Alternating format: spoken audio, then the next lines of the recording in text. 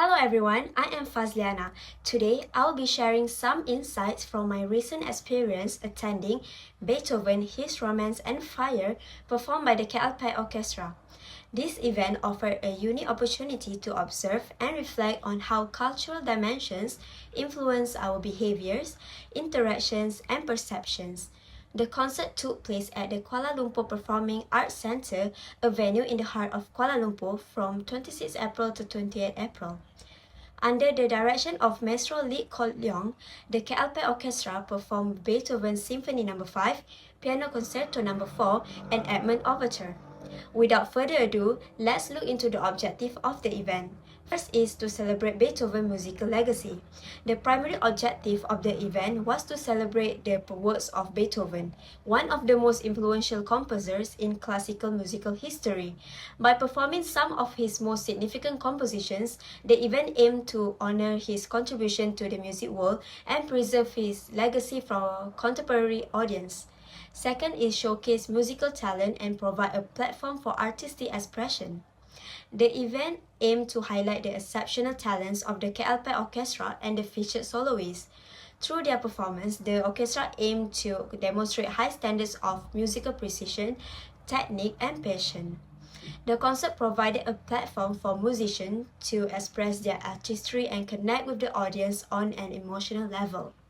It allowed performers to present their interpretations of Beethoven's works, offering a rich and immersive cultural experience. Third is to promote cultural appreciation. By organizing this concert, KLP aimed to foster a deeper appreciation for classical music within Malaysia's diverse cultural landscape. The event was designed to attract a wide range of audience members and promotes cross-cultural understanding and enjoyment of classical music. Moving on, in my Intercultural Management class, I have studied Hofstede's and Trompenaars' cultural dimensions. These frameworks help me understand how cultural values shape behavior and social dynamics. The Hofstede dimensions of culture consist of 6 key dimensions. These dimensions provide a comprehensive understanding of how cultural values influence behavior as well as social dynamics. First is power distance. It means the extent to which the less powerful members of organizations and institutions, like the family, accept and expect the power is distributed unequally. Second is uncertainty avoidance.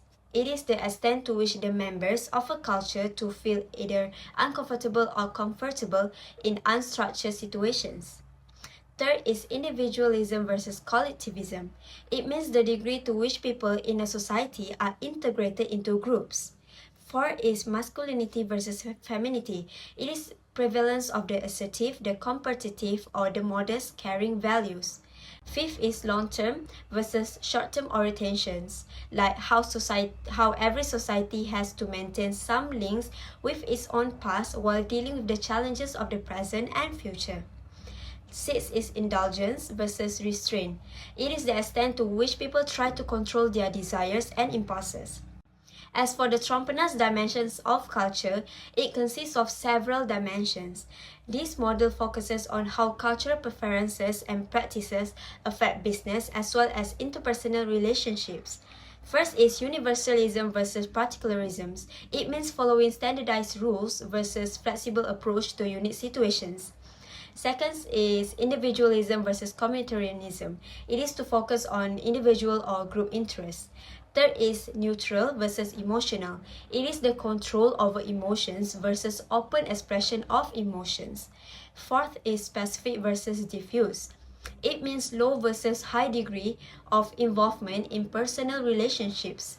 Fifth is achievement versus ascription. It is the dependence of status and power on personal achievements versus the characteristic of the social position that you already have. Sixth is sequential versus synchronous, means doing things one after the other versus multiple things at the same time. And lastly is inner directed versus outer directed. It means acting based on internal stimuli and a sense of control versus adapting to external events that are out of your control.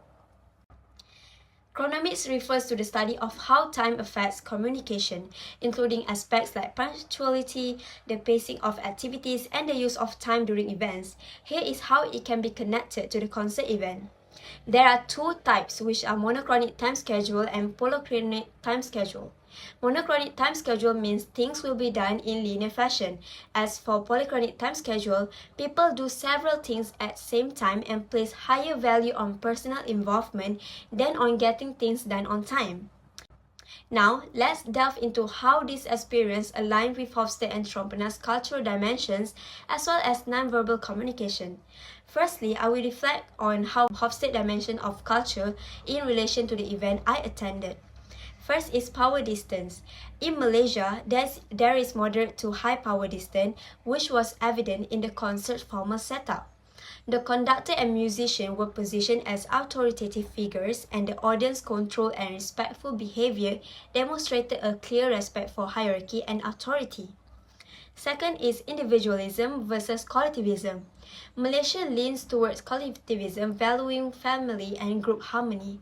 This was reflected in how concertgoers attended in groups with friends and family, including myself.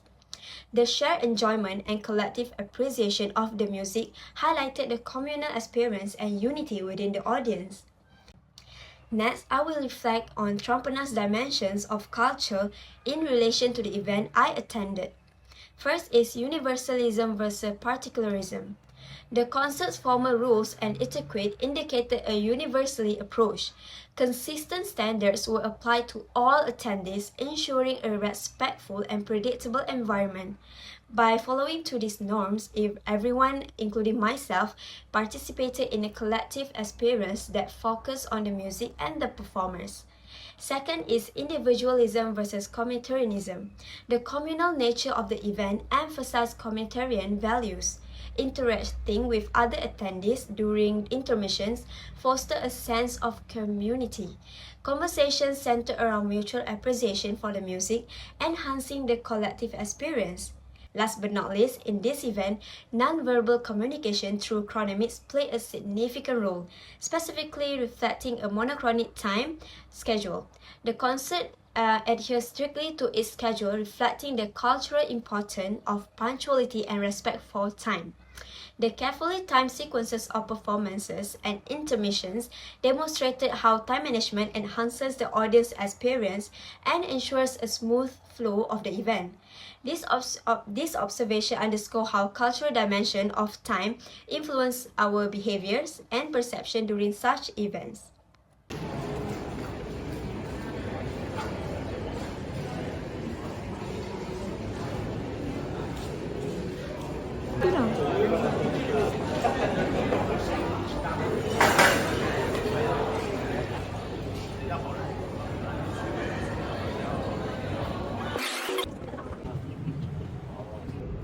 Right before we head in, let's go through the registration process. Over here, you will see the person in charge. It should be right there to check our tickets. So my tickets is in the QR code. So they will scan it, and then perfect, you're all set to go. Now, take a look at these posters. They provide some essential information about the event and the performers. It's always good to know what to expect before diving into such an immersive experience.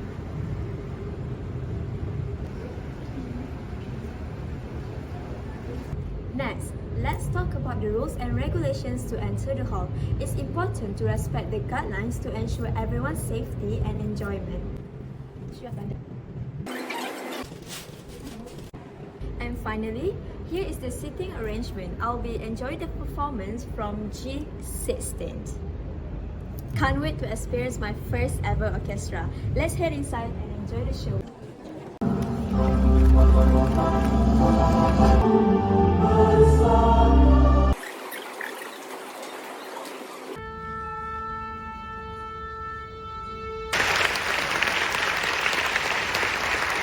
To perform with us. Thank you very much.